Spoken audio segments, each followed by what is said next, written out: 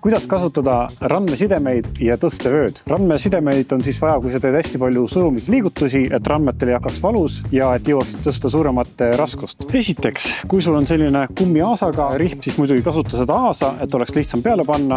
Kui ei ole, siis hoia lihtsalt sõrmedega rihma paigal. Kui sul on selline kummiaas, siis ära pane teda niipidi, muidu see osa jääb siit välja, see ei aita sind, vaid niimoodi, et ta jääks ilusti üksteise peale. Umbes niimoodi, et siis 1/3 on ütleme laba käe peal ja 2/3 randme peal. Ja kolmandaks kõige tähtsam asi, et kui sa seda peale paned, siis pigista kätt, sest kui sa paned ta lõdvale käele peale ja siis kangi hoides pigistad kätt, siis ta suunib sul verevarustuse kinni. Tõstevöö aitab siis selge sirgena hoida harjutusi tehes. Pane see umbes niimoodi puusakondi rojete vahele ja teiseks üks hea nipp, mida ma soovitan, et tõsta natukene õlad üles, kui sa seda paigaldad, sest kui sa näiteks paned selleks vööd peale, et hakata õla surumist tegema, aga paned selle peale, kui õlad on all, siis hakkab särk hirmus palju kiskuma.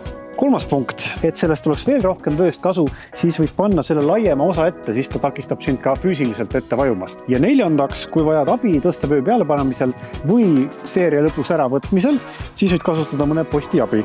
Hoiad siit kinni, op.